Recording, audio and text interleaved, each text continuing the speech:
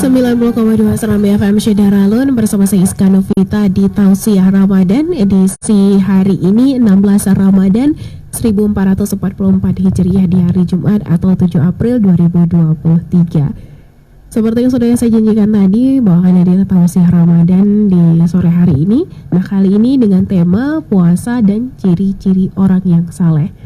Untuk membahas tema kita di sore hari ini, Syedaralun sudah hadir narasumber yang akan membahas tema mengenai puasa dan ciri-ciri orang yang saleh. Ada Tengku Husaini SAG selaku penyuluh Kota Banda Aceh, Kecamatan Baitur Rahman. Assalamualaikum Tengku. Waalaikumsalam warahmatullahi wabarakatuh, Bu Iska. Ya. Bagaimana kabarnya di sore hari ini? Alhamdulillah sehat walafiat, masih segar bugar nih. Alhamdulillah ya. Bagaimana puasanya di Tengku di hari ke-16 sudah ya? Benar. Ya, puasa di hari ke-16 ini tidak terasa bahwa dengan semangat dan senang hati rupanya sudah 16 hari kita. Iya benar. Maunya tambah 1 bulan lagi ya. Iya, alhamdulillah.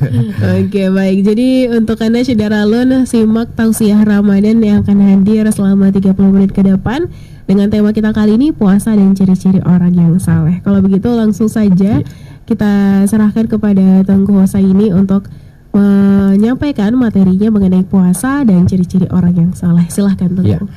Assalamualaikum warahmatullahi wabarakatuh. Alhamdulillah. Alhamdulillahilladzi faddala bani Adam wa 'allamal insana ma lam ya'lam. Asyhadu an la ilaha illallah wahdahu la syarikalah. Wa ashhadu anna Muhammadan abduhu wa rasuluh la nabiyya ba'dah. Allahumma fasalli wa sallim ala hadzal nabil karim wa huwa asdaqul qailin. A'udzu billahi minasy syaithanir rajim. Bismillahirrahmanirrahim. Ya ayyuhalladzina amanu kutiba alaikumus syiyamu kama kutiba alal ladzina la'allakum tattaqun. Yang mananya wahai orang-orang yang beriman, diwajibkan atas kalian berpuasa sebagaimana telah diwajibkan kepada umat-umat yang dahulu. Kata Allah Subhanahu wa taala, mudah-mudahan kamu bertakwa. Mudah-mudahan, belum pasti 100%. Tapi dengan syarat mudah-mudahan itu menjadi takwa, ada syaratnya. Yang pertama, supaya kita takwa, jalankan perintah Allah Subhanahu wa taala dan tinggalkan semua larangannya. Dan juga hati yang bersih, hati yang qalbun salim, hati yang suci, tidak ada suuzon dan tidak boleh dengki, tidak boleh berkhianat, tidak boleh berprasangka buruk, tetapi berpikiran positif selalu kepada Allah Subhanahu wa taala dan kepada sahabat-sahabat kita, kepada teman, kepada tetangga, saudara dekat dan saudara jauh, semuanya itu karena atas izin Allah Subhanahu wa taala.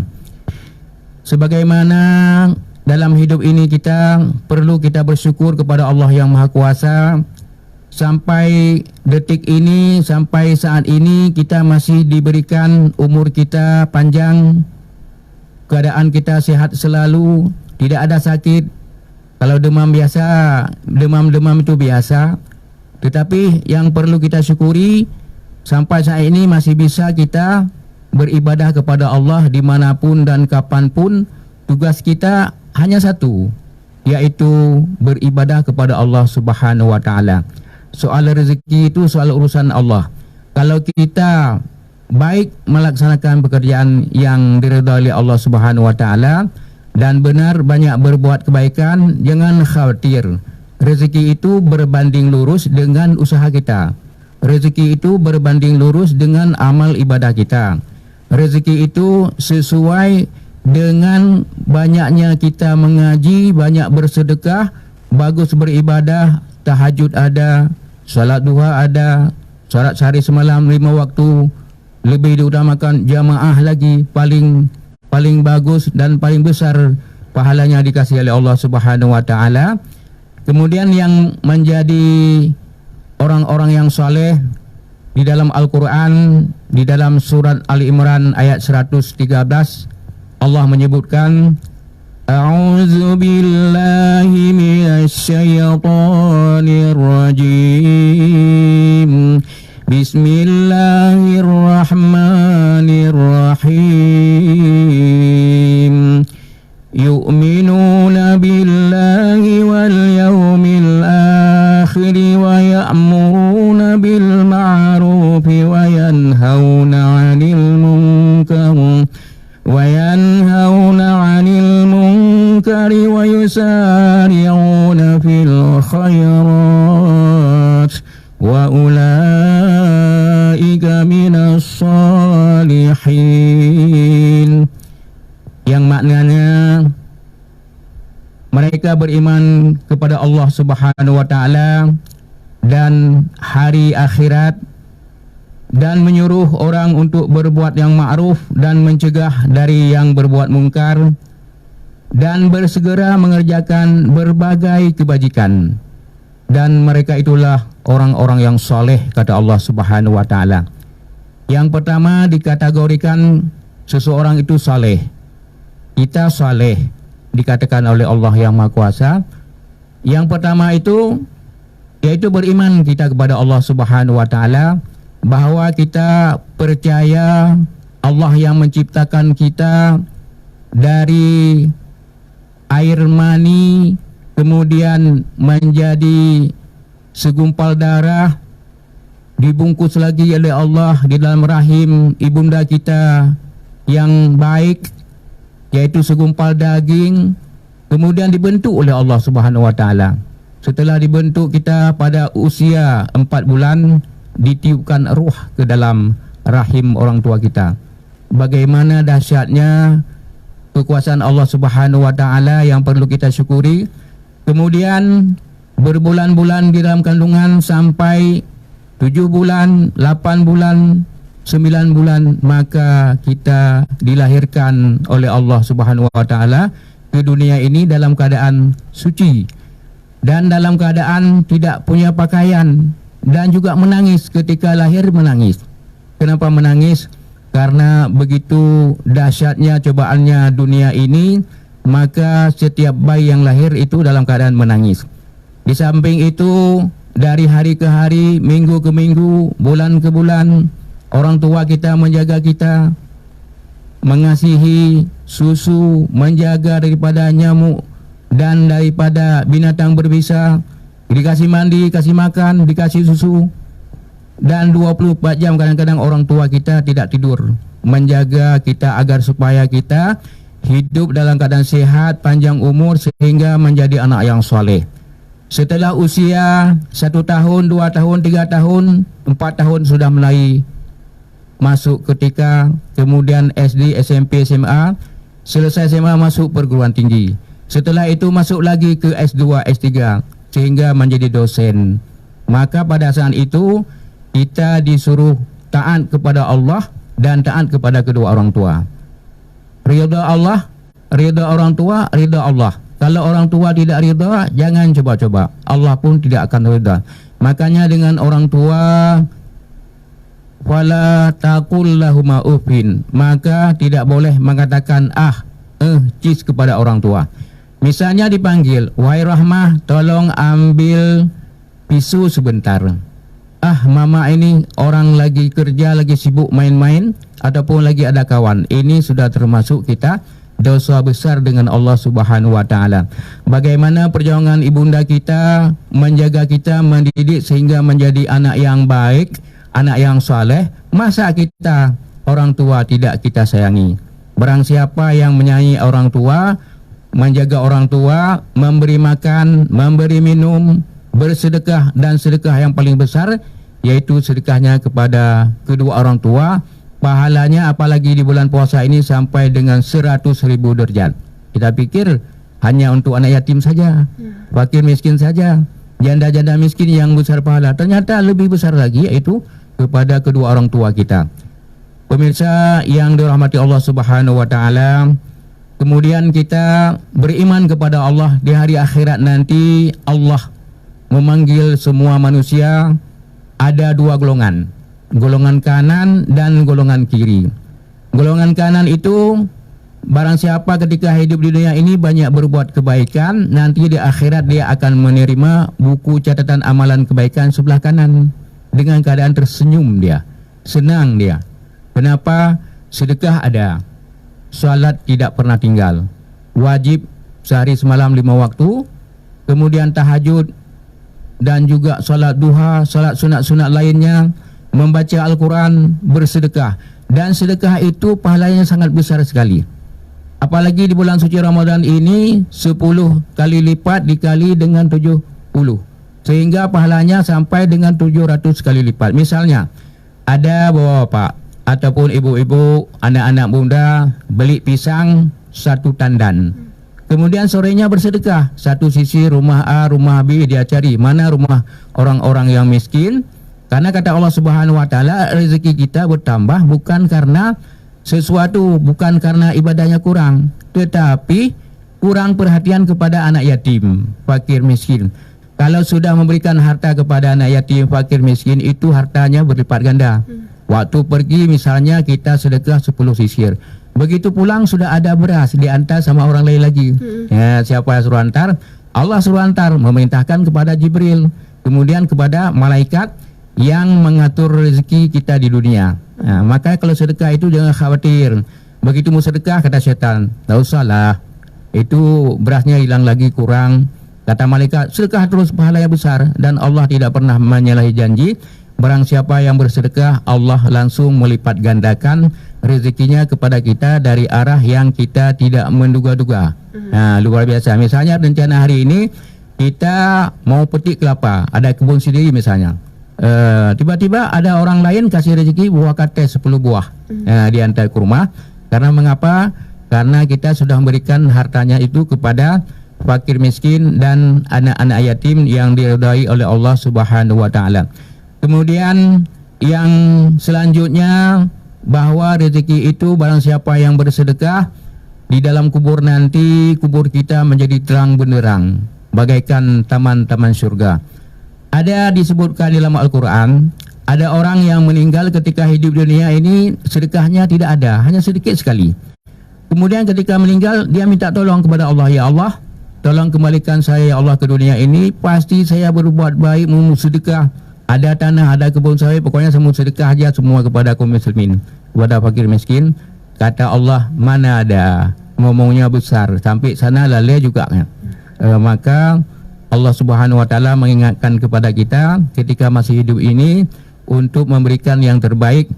Kemudian kaum muslimin sedang yang berbahagia di hari akhirat nanti, dan Allah tahu siapa yang naik ke langit, yang turun dari langit, berbuat apa saja, niat kita saja sudah tahu. Sedangkan malaikat tidak tahu niat kita, itu rahasia Allah. Tapi Allah sudah tahu, makanya ketika kita niat untuk berbuat baik itu pahalanya sudah ada. Tetapi ketika ada seseorang niatnya ingin berbuat jahat tapi belum terjadi, maka itu belum dicatat oleh malaikat. Ini yang disuruh oleh Allah kepada kita untuk melaksanakan solat sehari semalam 5 waktu. Kalau ini sudah ada ciri-ciri yang pertama. Ini ciri-ciri orang yang soleh sudah ada. Tapi kalau misalnya tidak solat, namanya soleh. Nah, ini belum soleh dia. Ya, belum soleh.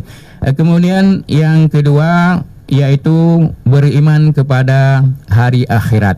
Bahwa hari akhirat nanti Allah menyiapkan neraka dan surga.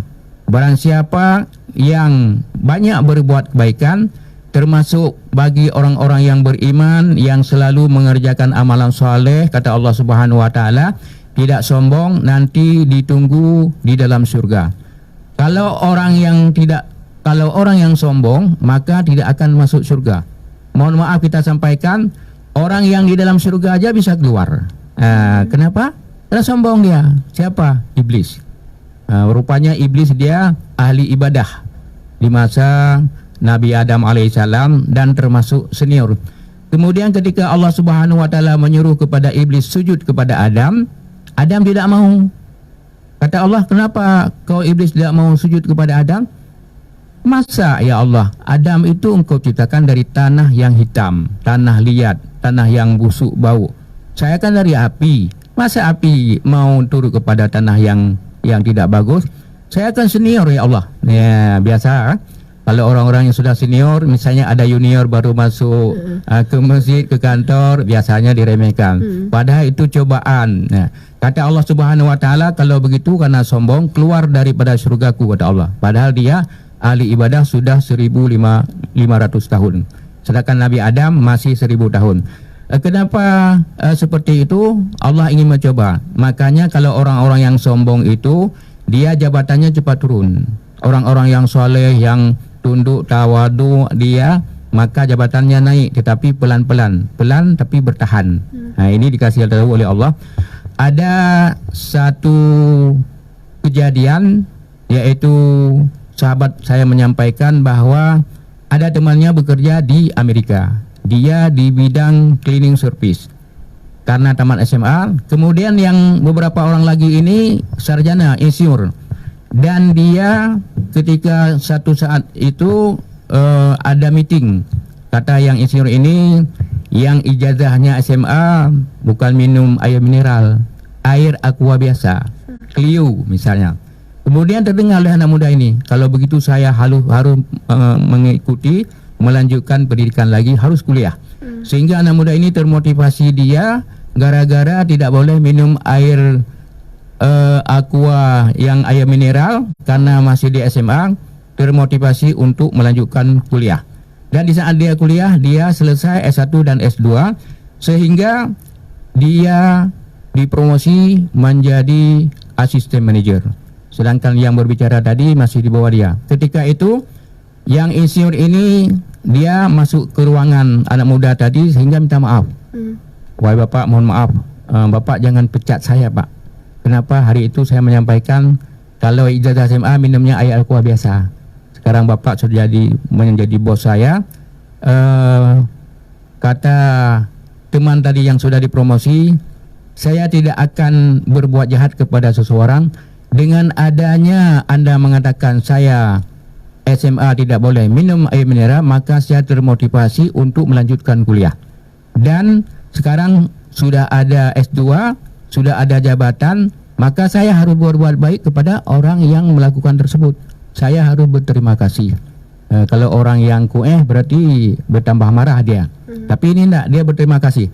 Makanya kalau ada orang yang marah sama kita, kita sebenarnya berterima kasih, mungkin ada kekurangan kita yang harus kita perbaiki. Kaum muslimin sedang jamaah yang berbahagia, berarti poin yang kedua, kita beriman kepada hari akhir, azab kubur ada, alam kubur juga ada, nanti bertemu dengan Allah Subhanahu wa taala di hari akhirat, dan nanti matahari setinggi dengan kepala itu sejengkal. Bagi siapa? Bagi orang-orang yang beriman, punya iman kepada Allah Subhanahu wa taala. Kalau tidak punya iman berarti tidak punya ilmu, tidak percaya, tidak paham, dan harus berpedoman kepada Al-Qur'an dan hadis. Kemudian yang ketiga, Bapak Ibu sidang jamaah yang berbahagia, ciri-ciri orang yang soleh yaitu orang-orang yang mengajak kepada amar ma'ruf, mengajak kepada kebaikan. Sebagai contoh, misalnya sudah azan asar, hayya 'alas shalah. Jadi kita keluar dari rumah untuk melaksanakan sholat jamaah di masjid. Ketika kita keluar, ada teman, ada tetangga lagi duduk-duduk, ada berlima orang, ayo kita sholat jamaah ke masjid.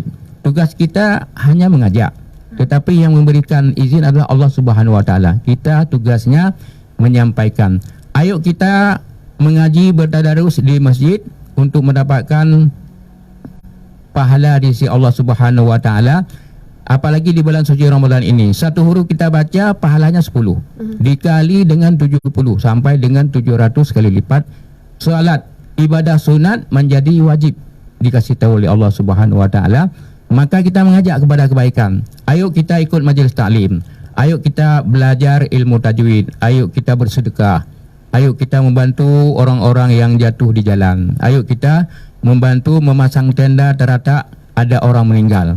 Orang lain tidak mau, ya sudah, pergi terus. nanti kami di belakang. Tidak ada masalah, kita mengajak kepada kebaikan. Kemudian ada ibu-ibu misalnya atau bapak-bapak belum belajar tentang ilmu Al-Faraid.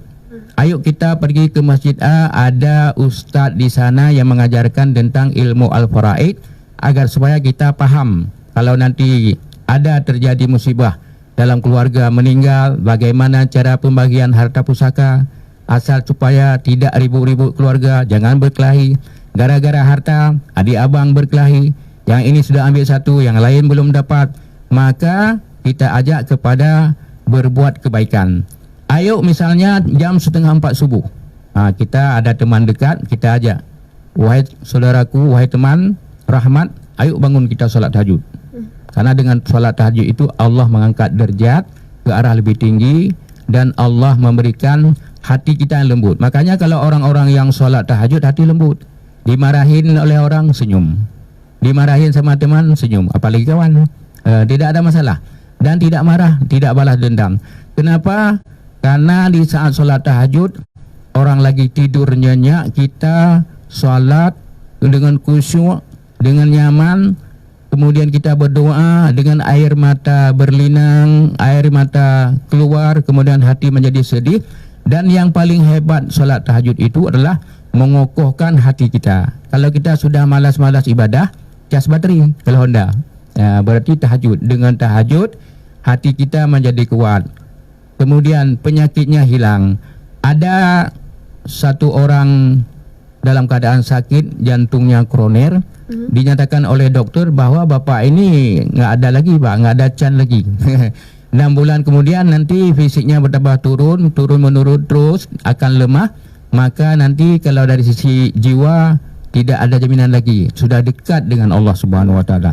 Tetapi beliau ini tidak yakin Allah kan Maha Kuasa. Apa permasalahan di tubuh saya? Kenapa saya bisa sakit jantung? Kenapa bisa sakit hati, limfa dan kanker dan ginjal? Rupanya ibadah kurang selama ini, sedekah kurang, sehingga beliau salat tahajud selama 1 bulan. Ketika dia cek kembali sama dokter, bapak jantungnya kok sudah bagus. Kenapa? Apa yang bapak sering lakukan? Sehingga beliau menyampaikan karena sering salat tahajud. Rupanya ketika kita rukuk kepada Allah Subhanahu Wa Taala, waktu saat itulah darah kita turun ke otak kita, ke kepala kita, sehingga menjadi stabil kembali. Bagi orang-orang yang kena penyakit gara-gara 2:30, 3:30 malam, 1:30 terjadi stroke. Kenapa? Badannya sudah terlalu gemuk, darahnya sudah sumbat dan tidak ada rukuk, masih tidur. Malah salat isya kadang terlupakan. Jadi ketika darahnya naik, tidak mau melepaskan kemana, turun, sehingga kalau tidak solat tahajud, tidak beribadah kepada Allah, maka terjadi penyakit darah tinggi, tengah malam stroke, kemudian meninggal. Nauzubillah min dzalik. Tetapi bagi orang yang sering solat tahajud, walaupun gemuk, ketika rukuk sujud, darahnya turun ke otak kita, stabil kembali sehingga sehat. Apalagi ngajinya banyak. Kaum muslimin sedang jamaah yang berbahagia. Ini ciri-ciri yang ketiga, yaitu mengajak kepada kebaikan. Makanya kata Allah Subhanahu Wa Taala, berfastabiqul khairat, berlomba-lomba dalam berbuat kebaikan. Banyak-banyak berbuat kebaikan.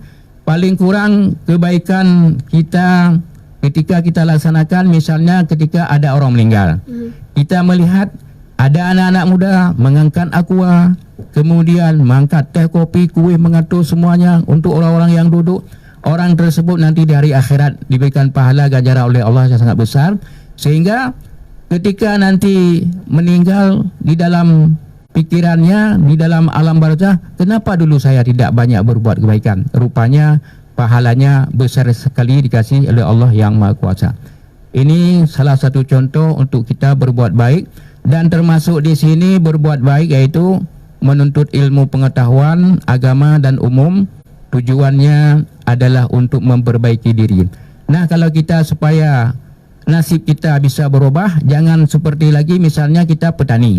Bagaimana agar supaya tidak lagi menjadi petani yang utuh seumur hidup, tetapi harus kita rubah. Apakah ingin menjadi seorang dosen, menjadi pengacara, atau menjadi hakim, panitera, harus melanjutkan pendidikan dan harus belajar untuk merubah diri. Kata Bapak Abduh, ada 3 hal yang bisa merubahkan diri kita. Yang pertama, kita harus menuntut ilmu, baik ilmu agama maupun ilmu akhirat. Dan kalau kita utamakan akhirat, dunia pasti ikut. Kemudian yang kedua, ada sedikit ekonomi, ada uang untuk beli buku, uang kuliah, beli baju dan segala macam. Dan yang ketiga, yaitu ada motivasi daripada kedua orang tua. Nah, bagaimana kalau kedua orang tua tidak ada lagi, fakir, miskin, anak yatim, bagaimana caranya? Ya, caranya harus bekerja keras, bekerja cerdas. Yang paling penting, ibadah kepada Allah Subhanahu wa taala tidak boleh tinggal. Kenapa Allah mewajibkan asar itu 4 rakaat, kemudian maghrib itu 3 rakaat? Rupanya luar biasa Allah ciptakan. 4 tambah 3 7. Berarti kalau kita salat 4 rakaat asar dengan maghrib 3, itu sudah menutupi pintu-pintu neraka. Kalau orang tak salat, berarti masuk otomatis dia dalam neraka.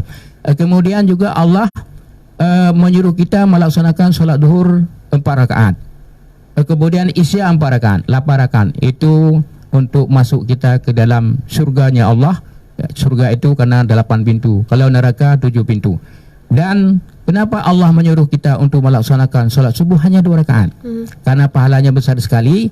2 rakaat setelah azan, sebelum solat wajib, 2 rakaat pahalanya sebesar langit dan bumi beserta isinya. Oke, baik. Ini Ya. Tengku, Ya. kalau misalnya di bulan puasa seperti sekarang ini kan pastinya banyak dari kita yang berbondong-bondong untuk melakukan kebaikan, Benar. ibadah juga. Ya. Nah, mungkin ada tipsnya dari Tengku supaya kita tuh bisa istiqomah setelah berakhirnya bulan Ramadan ini, tapi Ya. tetap menjadi orang yang soleh. Iya, iya, benar-benar. Supaya kita sampai nanti 11 bulan yang akan datang tetap menjadi orang soleh. Yang pertama, apa yang sudah kita laksanakan ketika bulan suci Ramadan, ini bulan pendidikan, dididik kita. Dan setelah itu kita jaga lagi bagaimana waktu puasa kita jaga ibadah kita, jangan sampai mundur. Kita yang paling penting kita pertahankan apa yang sudah ada di bulan suci Ramadan, kita pertahankan. Dan ketika nanti setelah lebaran kita pertahankan dan tetap kita jalankan sampai dengan 11 bulan yang akan datang. Dan kalau ada maksiat di depan mata, misalnya lewat anak perempuan orang yang cantik, kemudian nampak tumitnya sedikit, berarti harus puasa seperti waktu puasa kemarin. Jadi tidak boleh melihat lagi yang dilarang oleh Allah. Ketika kita melihat sesuatu yang tidak diridhai oleh Allah, ingat waktu puasa kita berpuasa, walaupun kita tidak puasa, tetapi niatnya kita berpuasa agar supaya amalan yang sudah ada itu tetap bertahan. Dan begitu azan, tinggalkan semua pekerjaan. Niat aja, puasa kemarin kok bisa saya lakukan, ini kok nggak bisa. Harus bisa. Bagaimana waktu puasa kita jalankan seperti itu, dan harus kita jaga, harus sama. Paling kurang menjaga diri, tidak boleh berhura-hura. Dan yang dilarang oleh Allah, oleh Rasul, paling kurang ketika kita makan, waktu puasa makannya duhur tidak ada, sudah ada subuh. Dan ketika nanti lebaran, kunjung ke rumah saudara kita, ada air sirup, kemudian ada air teh, ada mantre, jangan semua kita minum. Ya, minum 1 gelas saja. Apakah air putih? Harus kita jaga. Nah, kalau misalnya makanan yang lezat, minuman yang lezat, yang enak-enak kita minum, nanti hati kita tertutup balik. Ketika jam 12 tertidur, duhurnya lewat. Nah, sudah kembali seperti sebelum puasa. Jadi makannya minum sekedar yang bergizi. Kalau sudah banyak, sudah harus kita berhenti. Karena kalau banyak makanan yang lezat, minuman yang lezat, hati kita malas. DM-nya naik. Ya, DM naik ya. Seperti itu. Dan banyak minum air putih. Iya, baik. Ya. Karena waktu ya Tengku tidak terasa, jadi mungkin ada ingin Tengku sampaikan kepada saudara Lun di rumah, atau mungkin kesimpulan dari tema kita hari ini. Singkat saja Tengku. Ya, baik. Yang menjadi kesimpulan, yang pertama, kebaikan di bulan suci Ramadan ini yang kita sudah laksanakan, maka harus kita jaga dan kita praktekkan, kita pertahankan sehingga sampai lebaran tetap terjaga. Kemudian selalu mengajak kepada kebaikan. Apakah menyapu di depan rumah, ada jalan di depan orang, di rumah orang kita bantu juga, tidak ada masalah. Kemudian yang ketiga yang menjadi tausiah ataupun kesimpulan bagi kita semua, yaitu mencegah daripada berbuat kemungkaran. Misalnya ada orang yang pacaran, kita larang jangan main pacaran. Kalau sudah siap nikah saja. Di samping itu melarang daripada berbuat maksiat, yaitu tidak boleh minum minuman khamar yang memabukkan, tidak boleh mencuri punya orang, bila perlu minta izin, dan tidak boleh berantem. Allah melarang kita tidak boleh bantah membantah, apalagi tanah suci. Misalnya di rumah kita tidak boleh bantah membantah sesama istri dan suami, anak-anak begitu juga, tetapi harus sabar, berzikir, istighfar. Yang terakhir, untuk selalu berbuat kebaikan, baik yang kecil ataupun yang besar, dimanapun kapanpun. Jangan pilih bulu, apakah kita orang mukmin atau yang kita tolong bukan orang mukmin, jatuh di jalan atau ketabrak, saling bantu membantu untuk menyelesaikan permasalahan orang lain. Sehingga barang siapa yang berbuat kebaikan, membantu orang, sama juga dengan kita berbuat untuk diri sendiri. Mungkin demikian yang dapat Ustaz saya ini sampaikan. Mudah-mudahan ada manfaatnya bagi kita semua. Yang paling jelas, bulan suci Ramadan ini Allah buka pintu kebaikan seluas langit dan bumi. Dan di akhir bulan Ramadan nanti ada satu malam, yaitu malam Lailatul Qadar. Inilah yang kita nanti-nantikan. Kalau jamaah salat tarawih bagus semuanya, itu penentuan di bulan akhir Ramadan. Ada satu bulan namanya Lailatul Qadar, berbuat baik lebih daripada 83 tahun. Kalau dapat satu malam, maka pahala kita besar sekali. Mungkin ini demikian karena waktu yang sangat terbatas. Dan mereka itulah orang-orang yang soleh, kata Allah. Belum dikatakan kita soleh, kalau ada maksiat di depan, kita tidak berani cegah. Lihat begitu saja, lewat terus, biasa saja. Maka itu belum soleh, walaupun taat kita belum soleh. Ya, demikian. Oke, baik. Terima kasih banyak untuk Tengku Husaini SAG selaku penyuluh Kota Banda Aceh Kecamatan Baitur Rahman yang sudah menyampaikan tausiah mengenai puasa dan ciri-ciri orang yang saleh. Semoga kita bisa mendapatkan hikmah syederalun dari tausiah yang disampaikan oleh Tengku Husaini di sore hari ini. Dan untuk Anda syederalun, terima kasih juga yang sudah menyimak tausiah kali ini. Simak terus tausiah Ramadan yang hadir setiap hari selama bulan suci Ramadan di pukul 16:30. Dan untuk Anda jangan kemana-mana, karena saya masih akan kembali di program Serambi Petang. Tetap di 90,2 Serambi FM, Laguna Pritana.